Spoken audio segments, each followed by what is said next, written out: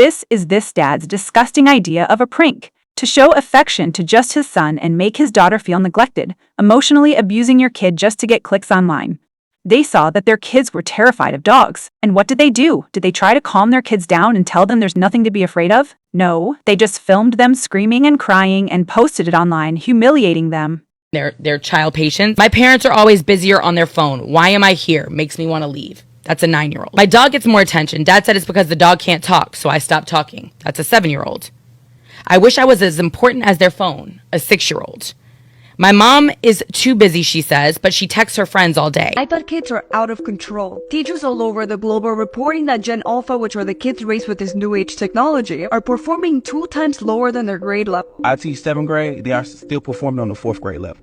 They can't read or write properly. Not only that, but the rate of teachers quitting has never been higher due to Gen Alpha's terrifying behavior, which is aggressive and defiant. Having to teach and work with you guys as children has been the most traumatic experience of my life. This is a direct result from unlimited technology access, poor values, emotional neglect, and lazy parenting. Because shoving an iPad to a kid's face to distract them from their emotional needs was the worst thing you can do for a human's development. Now we're seeing this whole technology thing through. Now these kids have no creativity of their own, their attention spans have dropped to 1 second, and they have unrestricted internet access. Do you know what porn, gore, and inappropriate content can do to a kid's brain? It can impair them for life. This is how a lot of psychopaths and people with extremely dangerous behaviors are created. And thinking they won't have access to that is so delusional, especially when their attention span is so impaired they have nothing to turn to about technology. Of course, their behavior is so terrible. This, along with emotional neglect and giving in to their every tantrum so they shut up, is impairing these children. It's time to raise these kids in the present moment. Teach them to create on their own, to use their imagination again, and tend to their emotional needs like a real parent instead of distracting them from them. A lot of people should never have been allowed to have kids.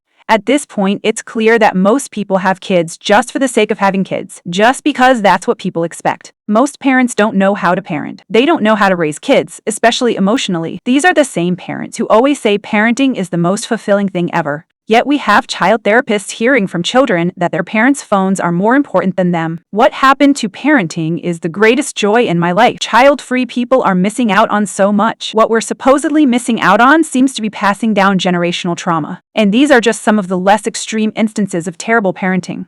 Studies show that living with unrelated men substantially increases the risk that a child will die violently. 1 in 15 men said they would have sexual contact with a child under 14, and these men most likely have daughters. This woman, Mazzeli, has 8 kids and is pregnant with the 9th. 9 children. 9. This is absolutely ridiculous and is borderline child abuse. I genuinely think having this many kids should be illegal. There is no possible way for a parent to adequately financially and emotionally support 9 children. That's 9 healthcare plans, 9 college tuitions, 9 human beings you have to raise and provide for their every need, and be equally emotionally present for each and every one of them for the next 2 or even 3 decades. Even billionaires can't manage this many children. The thing is, a lot of parents and natalists don't see children as human beings. When natalists decide to have kids, they don't think about the fact that babies are people. They don't see them as people who grow up to be adult with independent thoughts, beliefs, and opinions. They just see them as pets that'll stay cute little babies forever. This isn't just being irresponsible, it's being evil, negligent, and selfish. The irony of parents accusing child-free people of being the ones who are selfish, meanwhile people's reasons for having kids always starts with, I want to be a mother. I want my children to have playdates with my friends' children. I want to play soccer with them, and the most selfish reasons of all to me, I want a mini-me, and I want someone to carry on my legacy. I'm starting to think this woman and parents like her who are obsessed with constantly birthing children just have a fetish for it. Okay. Again. What does it say? Pregnant.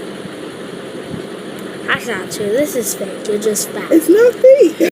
What does it say? To be a Maya. Is this your last one? Maya. Oh, that's...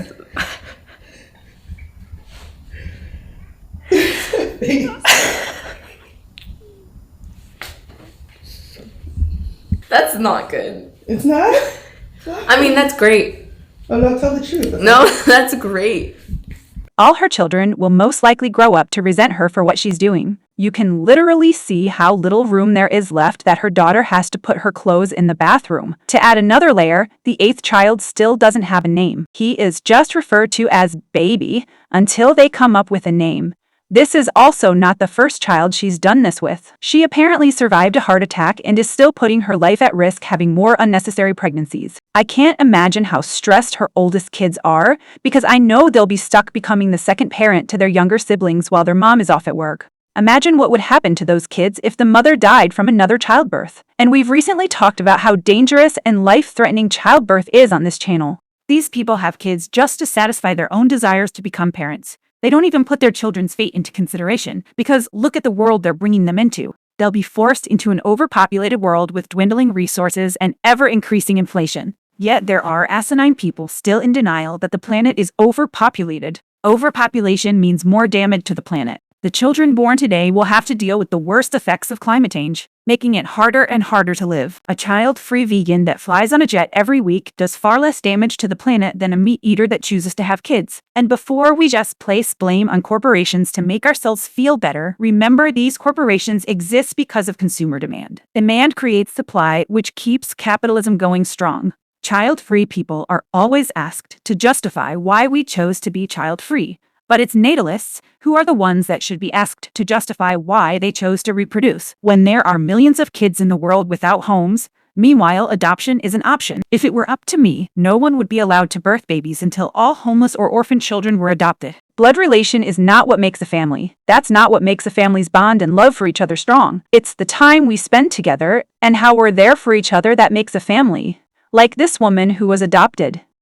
Her mother, who recently passed away, said, "You didn't come from my belly, but you came from my heart," which I think is so beautiful. People who have kids because they think it's going to carry on their quote-unquote legacy don't fully understand what legacy means. So then I said, let's really turn things up. If I don't have kids, what will be my legacy? And ChatGPT said your legacy is shaped by the impact you make on the world, irrespective of having children. It could be through your relationships, contributions to the community, achievements in your career, creative endeavors, or any positive influence you have on others. Legacy is about the meaningful and lasting mark you leave on the people and the world around you, and it can manifest in various ways based on your values, passions, and actions throughout your life. Thank you so much if you watched to this point. Please make sure to leave a like, subscribe, and I'll see you in my next video.